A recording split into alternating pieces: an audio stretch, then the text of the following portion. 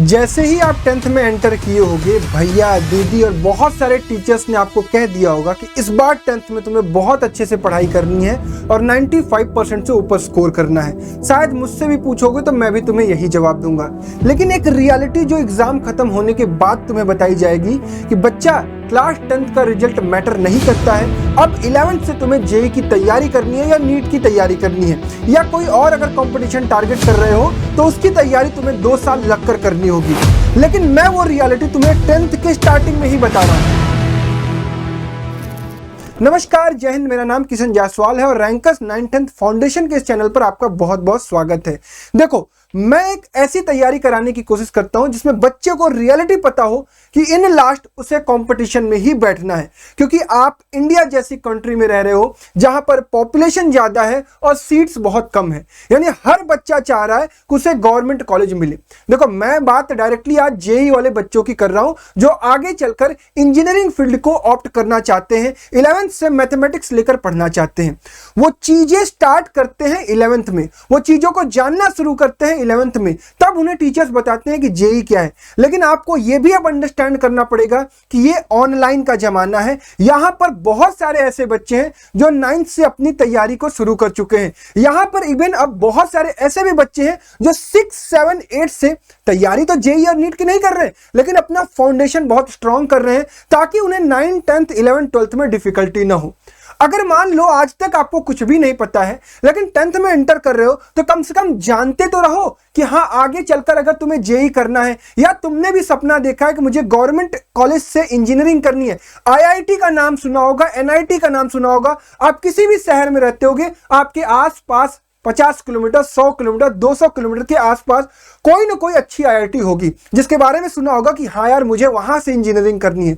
वो सारी चीजें आज आपको मैं बताने वाला हूं। एक 10th के बच्चे को उसके पॉइंट ऑफ व्यू से बताऊंगा कि 10th में जेई की तैयारी क्या शुरू करनी चाहिए और अगर करनी है तो क्या करना होता है, सिलेबस क्या होता है, सारी चीजें डिस्कस करेंगे। देखो, मैं इस वीडियो में तुम्हें जेई क्या है इसके बारे में डिटेल में बताऊंगा, इसका कंपटीशन लेवल कितना है वो समझाऊंगा, इसकी प्रिपरेशन तुम्हें कब स्टार्ट करनी है, इसका एग्जाम तुम्हें कब देना है, कितने अटेम्प्ट मिलते हैं, ये सब कुछ समझाऊंगा। फिर बताऊंगा कि भाई अर्ली प्रिपरेशन क्यों करनी है।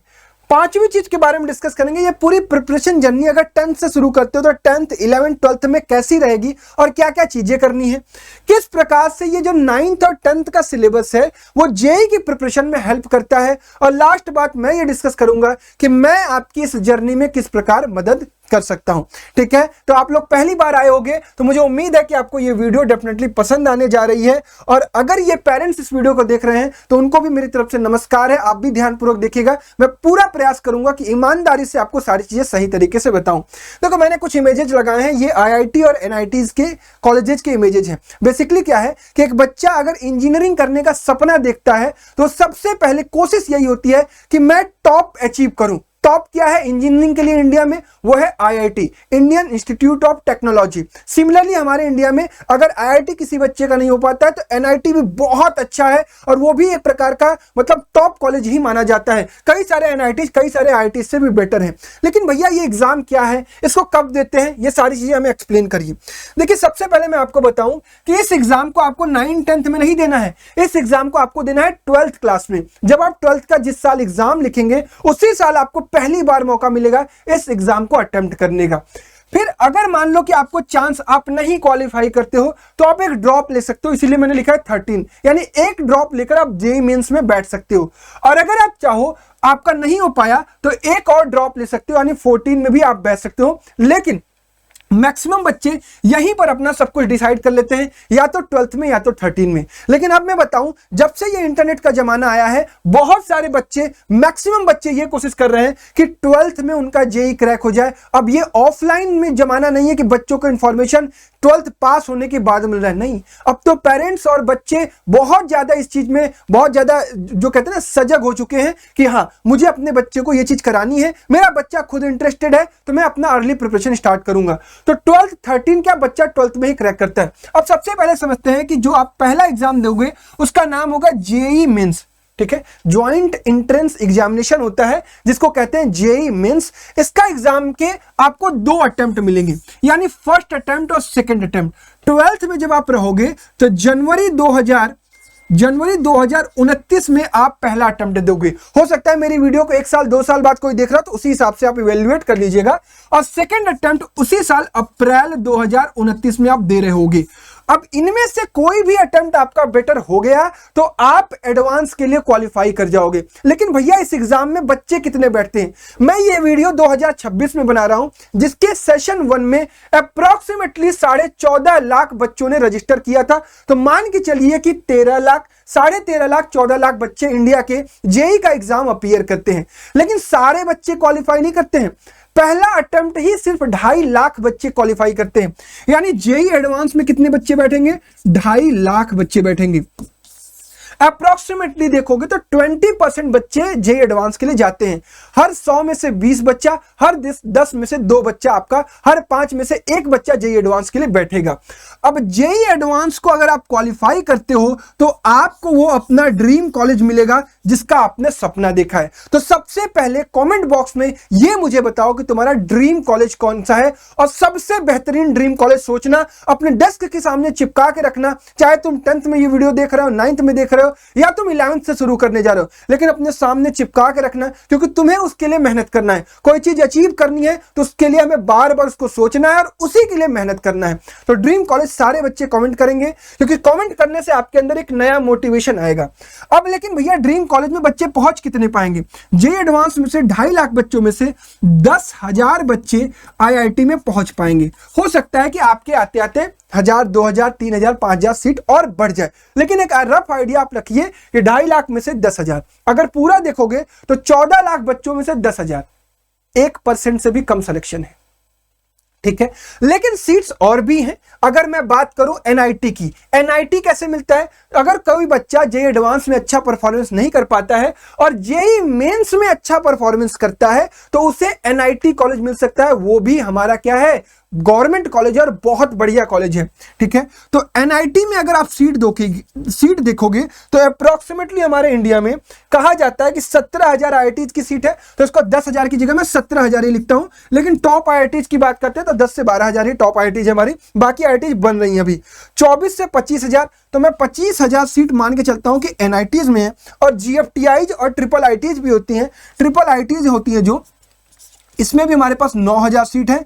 और गवर्नमेंट फंडेड आपके पास जीएफटीआई कॉलेज होते हैं, इसमें भी मान के चलिए कि आपके पास 9,000 सीट है। तो 9, 9, 18, 5, 23, 20, 43, 43, 7, 50, 10, 60,000 बच्चों को लगभग गवर्नमेंट कॉलेज मिलने की आशा होती है, उम्मीद होती है।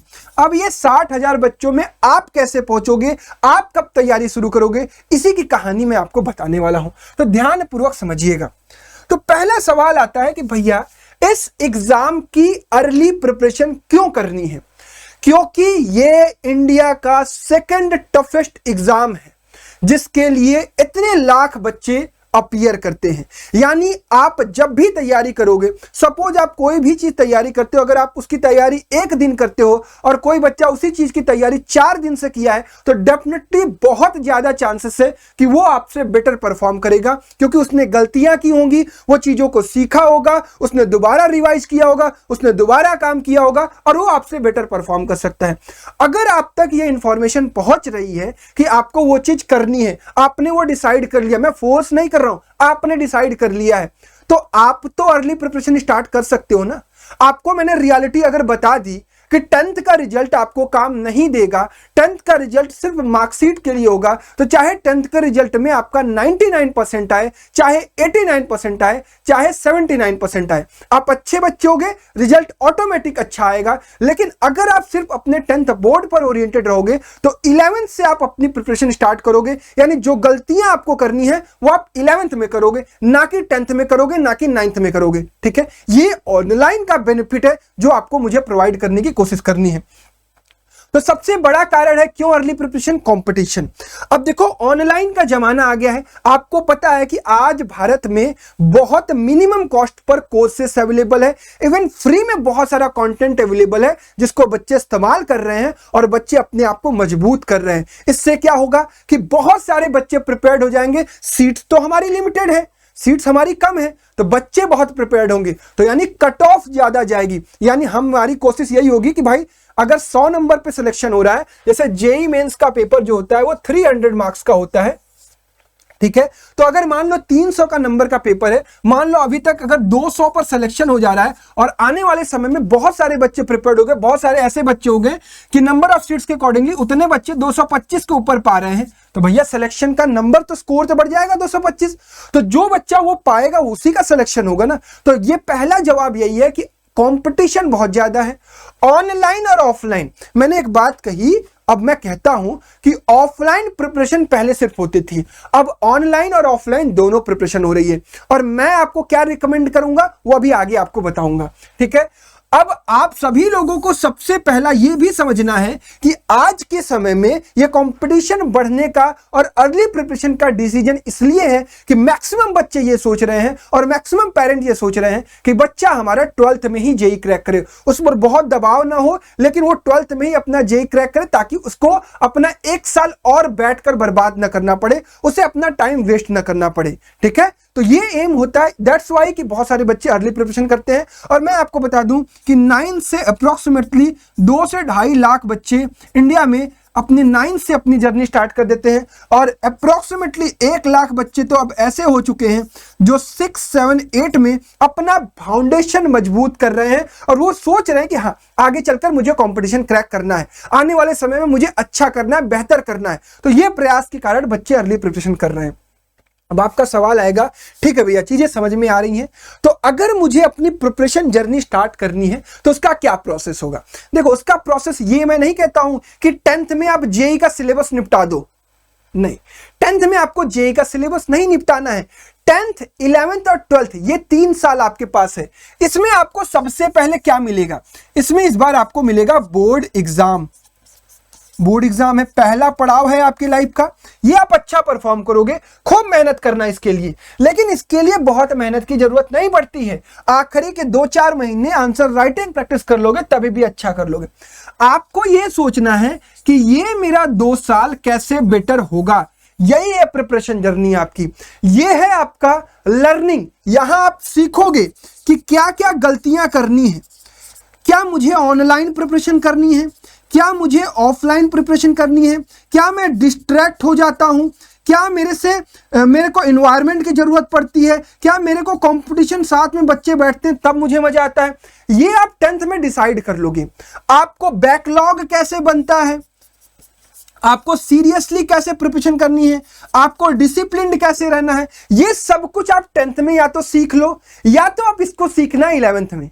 और जो बच्चे थोड़े सी सीरियसनेस कम कर 11th में इस चीज को स्टार्ट करते ना, उनके साथ सबसे बड़ी प्रॉब्लम यही आती है कि 11th में जब वो आएंगे, सिलेबस पता ही है आप सभी लोगों को कि 10th में अगर सिलेबस यहां है तो 11th में सिलेबस यहां है। ये है डिफरेंस, ये है 10th का लेवल और ये है 11th का लेवल। अगर साइंस में यहां 13 चैप्टर पढ़ रहे हो तो भैया यहां पर केमिस्ट्री के ऑर्गेनिक में, फिजिकल में, इनऑर्गेनिक में आप 10-10 चैप्टर पढ़ोगे।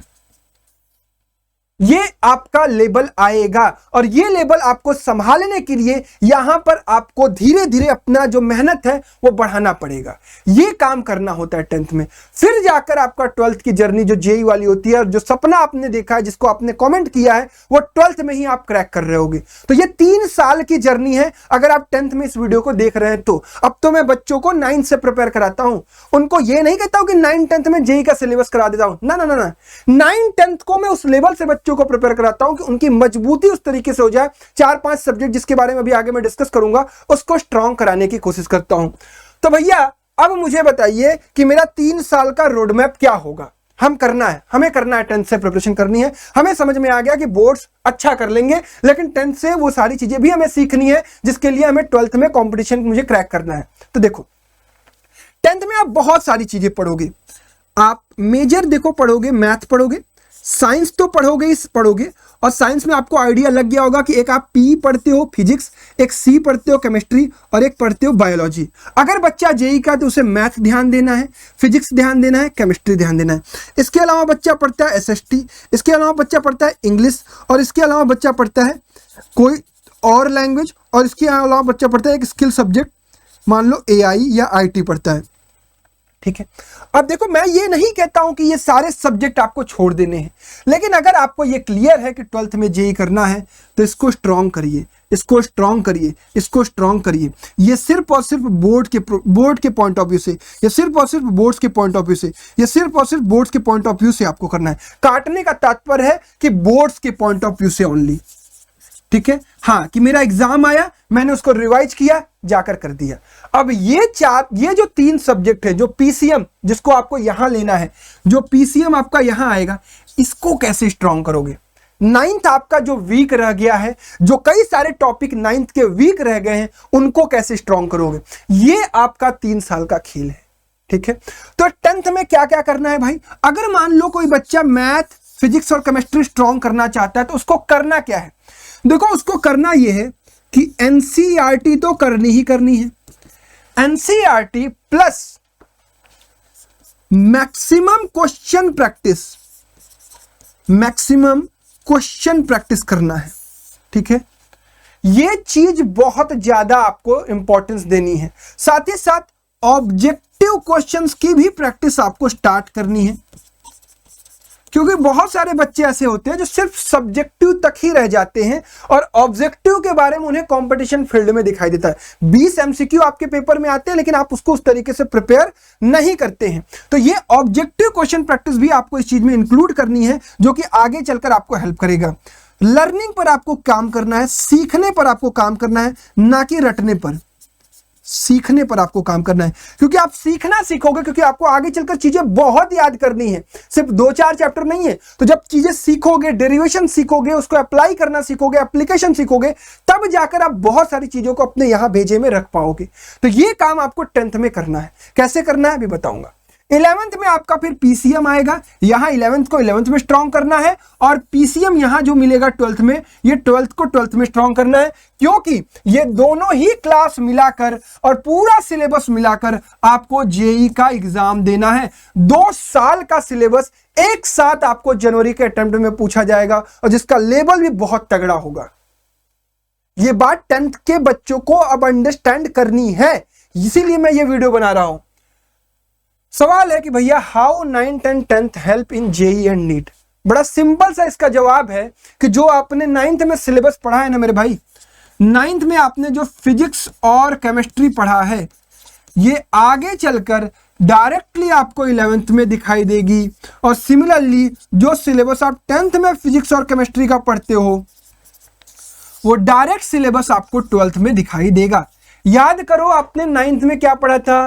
मोशन पढ़ा था ना, मोशन। आपने फोर्स एंड एनएलएम पढ़ा था। जैसे ही 11th में जाओगे तुम्हें काइनेमेटिक्स दिखेगा, काइनेमेटिक्स दिखेगा, और काइनेमेटिक्स के बाद बहुत सारी चीजें दिखेंगी। रोलिंग दिखेगा, आपने कुछ फ्लूइड पढ़ा होगा, आपने ग्रेविटेशन पढ़ा होगा, आपने थोड़ा सा हीट एंड थर्मोडायनेमिक्स पढ़ा होगा, साउंड पढ़ा होगा। ये सब कुछ आपको 11th में दिखेगा। आप 10th में इस बार क्या पढ़ रहे हो? लाइट पढ़ रहे हो ना जी, लाइट पढ़ रहे हो, इलेक्ट्रिसिटी पढ़ रहे हो ना, सब मिलेगा 12th में। लाइट की जगह वहां ऑप्टिक्स पढ़ाया जाएगा। ऑप्टिक्स में भी 2 तरीके के optics, wave optics, ray optics. Electricity पढ़ रहे हो, अगले साल आपको पढ़ाया जाएगा आपका कैपेसिटर पढ़ाया जाएगा, इलेक्ट्रोमैग्नेटिक इंडक्शन पढ़ाया जाएगा, इलेक्ट्रोस्टैटिक पढ़ाया जाएगा। एक और चीज पढ़ते हो, magnetic effect of electric current पढ़ते हो, 12th में उसको मैग्नेटिज्म पढ़ाया जाएगा। तो ये 10th वाला सब्जेक्ट आपको फिर 12th में पढ़ाया जाएगा, लेकिन डिटेल में। जब यहां स्ट्रांग रहेगा तभी तो वहां मजा आएगा। इस बार यहां आप क्या पढ़ोगे? केमिकल रिएक्शन एंड इक्वेशन पढ़ोगे, आप कार्बन एंड इट्स कंपाउंड पढ़ोगे, एसिड बेस सॉल्ट पढ़ोगे, आप पीरियोडिक टेबल शायद पढ़ना छोड़ दिए हो, वो सब कुछ आपको 12th में दिखाई देगा। 11th में आपने मोल कॉन्सेप्ट नहीं पढ़ा होगा, लेकिन 9th में आपने पढ़ा होगा ये जो पहला चैप्टर क्या था, is matter around us pure, matter in our surrounding. ये सब कुछ आपको आगे 11th में मिलेगा मोल कॉन्सेप्ट में। एक पूरा का पूरा फिजिकल केमिस्ट्री का पोर्शन दिखाई देगा। मींस फिजिक्स और केमिस्ट्री 9th और 10th के फिर से एक्सटेंडेड वर्जन में आपको 11th और 12th में दिखाई देंगे। ये स्ट्रांग रहेगा तभी तो वहां बढ़िया पकड़ पाओगे, वहां पे तभी तो तुम्हें मजा आएगा। बेसिक क्लियर रहेगा। तो मैथ की बात बताता हूं। मैथ में तुम जो भी 9th प्लस 10th पढ़ रहे हो ना, 7 unit, number system, algebra, coordinate geometry और आपका ट्रिगो, आपका मेंसुरेशन, आपका स्टेट्स एंड प्रोबेबिलिटी, ये पूरा का पूरा बेसिक है 11th और 12th का। जो यहां हिला रहता है ना, उसे बहुत डिफिकल्टी होती है भैया। जेईई के सिलेबस मैथ्स में, और मैथ्स सबसे टफ लगती है सबको। तो हमें वही चीज करना है कि 10th में अगर मौका मिल रहा है, खुद से प्रिपेयर करना चाहते हो खुद से प्रिपेयर कर लो, खूब प्रैक्टिस करो, तुम्हारा काम हो जाएगा ना। सवाल उठाओ, लगाओ, किताबें ढूंढो, खूब डीप नॉलेज लो, डीप स्टडी करो। तुम्हारे पास टाइम है तो मेहनत करना अगर इसी साल से स्टार्ट करोगे तो अगले 2 साल तुम्हारे लिए बहुत आसान हो जाएंगे। अदरवाइज 11th में यही चीज तुम्हें स्टार्ट करनी ही पड़ेगी, इसका मैं तुम्हें वादा ही कर दे रहा हूं, गारंटी दे रहा हूं, ठीक है। एक और चीज मैंने इसमें लिखी है, मेंटल एबिलिटी। ये मेंटल एबिलिटी बेसिकली क्या है ना, रीजनिंग होता है। भारत के किसी भी बड़े कंपटीशन में, जेईई को हटा दो, जब आप कॉलेज लेवल पर जाओगे वहां पर जब आगे चलकर जैसे गेट का भी पेपर दोगे उसमें भी रीजनिंग आती है। आप गेट का मैं कह दिया, इसी प्रकार यूपीएससी का पेपर उसमें भी रीजनिंग आती है, एसएससी का, रेलवे का, कोई भी कंपटीशन भारत में देते हो, बैंक का, ठीक है, इसी प्रकार का कोई भी आप यूपीएससी का एग्जाम देते हो वहां पर आपकी रीजनिंग आती है। यानी आपका आईक्यू टेस्ट किया जाता है। आईक्यू स्ट्रांग रहेगा तभी तो आपको बहुत सारी चीजें करने और सीखने आएंगी। तो ये आपको थोड़ा सा मजबूत करना होता है, और ये मजबूत करते जाओगे ना तो ये तुम्हें तुम्हारी प्रिपरेशन में बहुत हेल्प करता है। तो मैं अपने प्रिपरेशन में मेंटल एबिलिटी को भी इंक्लूड करता हूं। एक रीजनिंग पोर्शन है जो बच्चों को पढ़ाता हूं, जो शायद स्कूल में नहीं पढ़ाया जाता है, आने वाले समय में इंक्लूड भी करेगी सिलेबस सीबीएसई करने की शुरुआत कर चुकी है सीटी एंड एआई के थ्रू। ये 3 स्ट्रांग करना ही करना है, इसे भी स्ट्रांग करना है। अब सारी चीजें मैंने आपको समझा दी, सारी चीजें मैंने बता दी। कंपटीशन कैसा है, जेईई मेंस और जेईई एडवांस के सवाल कैसे आते हैं वो धीरे धीरे आप सीखोगे, 11th 12th में सीखोगे। लेकिन 10th में क्या करना है आपको आइडिया लग गया होगा कि अपना बेस स्ट्रांग करना है। अब सवाल आएगा भैया क्या आप हमारी कुछ मदद कर सकते हैं?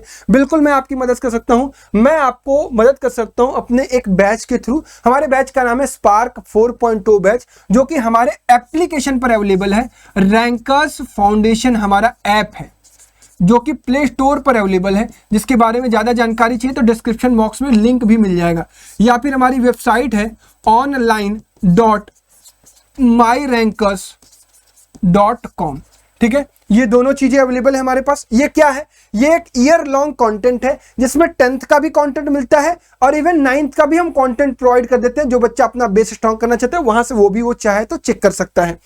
इसमें कंटेंट आपका लाइव नहीं मिलता है कि आपको डेली आके बैठ के हमारे साथ क्लास नहीं करना है, रिकॉर्डेड कंटेंट होता है। लेकिन इसके साथ मेंटरशिप होती है, पर्सनल 1 to 1। बहुत लिमिटेड बच्चे रखते हैं, 50 से 100 बच्चे रखते हैं। 1 to 1 मेंटरशिप होती है। कंटेंट आपको मिलता है, कैसे कैसे प्रोसेस अभी आगे दिखा दूंगा। जिसमें अभी लिमिटेड सीट है हमारे पास। बैच 1 हमारी सीट कंप्लीट हो गई है, 50 सीट हमें बैच 1 में लेने थे, वो हो चुके हैं हमारे पास। बैच 2 में हमारे पास स्टिल वी हैव 50 सीट्स। तो बैच 2 में अगर आपको एनरोल करना है 10th वाले बच्चों को मैं कहूंगा, अगर आपको लग रहा है कि आपको 10th से अपनी चीजें स्ट्रांग करनी है, खूब मेहनत करना है, तो यू कैन ज्वाइन और बैच 2, जो कि बैच 2 स्टार्ट हो रहा है 1 जून से। तो 1 जून से पहले आप एनरोल कर लीजिएगा, ठीक है। और बैच 3 4 जुलाई के आसपास से शुरू हो रहा है। इसके बारे में सारी डिटेल में आपको बता देता हूं। ये हमारी टीम है, ये मैं हूं, आपको मैथमेटिक्स पढ़ाता हूं, मेंटल एबिलिटी पढ़ाता हूं। ये कुणाल सर हैं, फिजिक्स और केमिस्ट्री पढ़ाते हैं। ये अनन्या मैम है, अंजलि मैम है, अंजलि मैम है, ये बायोलॉजी पढ़ाती है, नीट के लिए पढ़ाती हैं, ठीक है। ये हमारा बैच 9th के बच्चों के लिए भी होता है और 10th के बच्चों के लिए भी पता है। इसमें हम क्या कवर करते हैं, मैथ का, फिजिक्स का, केमिस्ट्री का, बायोलॉजी का और मेंटल एबिलिटी का सिलेबस कवर करते हैं। अब ये मैंने पीपीटी पे जो बात लिखी है ये 9th और 10th के लिए लिखी है। तो यहाँ पर इस बार 10th की जो बात करें तो इनका सिलेबस वही पुराना 2025-26 वाला ही है। तो उस तरीके का सिलेबस होगा। ये pre foundation level plus boards को कवर करते हुए होगा। इसमें आपको रिकॉर्डेड क्लासेस, बीच बीच में कुछ लाइव सेशंस होंगे, वो बताया जाएगा आपको, ठीक है। क्लास के नोट्स मिलेंगे, स्टडी मटेरियल मिलेगा, डीपीपी के बीच बीच में आपको सॉल्यूशंस भी करवाए जाएंगे और उसका सॉल्यूशन प्रोवाइड किया जाएगा। ऑनलाइन टेस्ट होगा ऐप के थ्रू और वेबसाइट के थ्रू। किसी भी प्रकार की अगर आपको बैच रिलेटेड क्वेरी है तो ये मेरा कॉन्टैक्ट नंबर है, यू कैन कॉल मी और व्हाट्सअप मैसेज मी कि मुझे बैच से रिलेटेड क्वेरी है और मैं जानना और समझना चाहता हूँ, यू कैन कॉल मी। इसमें पर्सनल मेंटरशिप है और पेरेंट्स टीचर मीटिंग है और बैच नॉन रिफंडेबल और नॉन ट्रांसफरेबल है। तो सब कुछ समझने के बाद ही लीजिएगा। क्या है प्रोसेस बैच के इनरोल होने का। बैच परचेज करेंगे हमारी तरफ से आपको विद इन 24 आवर कॉल जाएगा, एक गूगल फॉर्म भरने के लिए मिलेगा, फिर मेंटर के द्वारा आपको कॉल जाएगा, फिर आपको एक पर्सनलाइज गूगल शीट मिलेगी और उसके बाद आपकी प्रिपरेशन हमारे साथ स्टार्ट हो जाएगी, कैसे कैसे कंटेंट देखना है। इस तरीके का आपको हर वीक का स्लॉट मिलेगा जिसमें आपके टास्क लिखे हुए होंगे जो मेंटर आपको बताएंगे और उसके बाद उन टास्क को आप कंप्लीट करेंगे। सारा टास्क कंप्लीट करने के लिए कंटेंट हम प्रोवाइड करेंगे। आप हमारे साथ बेहतर काम करेंगे, you will get a good result in 10th also. We have 98.4% topper in class 10th 2026। 2026 वाले में 99.2% हमारा टॉपर था 2025 में, और उसके पहले 98.2 टॉपर था हमारा 2024 में। ये 3 साल के हमारे रिजल्ट्स हैं जिसको आपको मैं बता सकता हूँ कि 10th में बच्चा अच्छा परफॉर्म करता है। इसके अलावा एप्लीकेशन है हमारा Rankers Foundation, you have to search on Play Store और यहाँ से आपको डाउनलोड करना है, लॉगिन करना है। You have to go in paid course, paid course में आप जाओगे, प्रोसेस बता दे रहा हूँ। इसके बाद यहाँ आपको दिखेगा स्पार्क 4.0, इसकी प्राइसिंग है 4,999। इस पर एक कूपन कोड दिखाई देगा, इसको अप्लाई कर लीजिएगा, 500 ऑफ हो जाएगा। इंटरनेट चार्ज लेकर 4,620 रुपये में आपको पेमेंट करना है। 4,620 पेमेंट करने के लिए आपको कई सारे यूपीआई के ऑप्शन मिलेंगे, या फिर आप स्कैन करके भी पेमेंट कर सकते हैं। ठीक है, ये पूरा का पूरा प्रोसेस है। ये पूरा का पूरा प्रोसेस आप ऑनलाइन भी कर सकते हैं, दैट ऑफ द और रिव्यू आप हमारे एप्लीकेशन पर जाकर हमारा रिव्यू पढ़ भी सकते हैं। बहुत सारे बच्चों के पॉजिटिव रिव्यूज भी आपको देखने को मिलेंगे, क्योंकि हम 3-4 सालों से सैकड़ों बच्चों को हर साल प्रिपेयर कराते हैं। 100 से 150 बच्चे ही हमारे पास एनरोल करते हैं और उनकी हम पर्सनलाइज मेंटरशिप कर उनको प्रिपरेशन कराते हैं। तो आई होप आपको चीजें समझ में आई होंगी कि अगर आपको 10th से अपनी जर्नी स्टार्ट करनी है, खुद प्रिपेयर करना चाहते हो खुद भी कर सकते हो, हमारे साथ करना चाहते हो तो हमारे साथ भी कर सकते हो। हमारे साथ करने के लिए आपको हमारे वेबसाइट या फिर एप्लीकेशन के थ्रू हमारे स्पार्क 4.0 को एनरोल करना पड़ेगा। एज सुन एज पॉसिबल आप एनरोल कर लीजिएगा। सीट्स के बारे में अपडेट के लिए आप मुझे कॉल या मैसेज कर लीजिएगा। ठीक है, तो that's all from my side. Thank you so much for watching this video. मिलते हैं फिर नई वीडियो में, तब तक के लिए अपना ख्याल रखिएगा। Bye bye everyone, love you all and जय हिंद।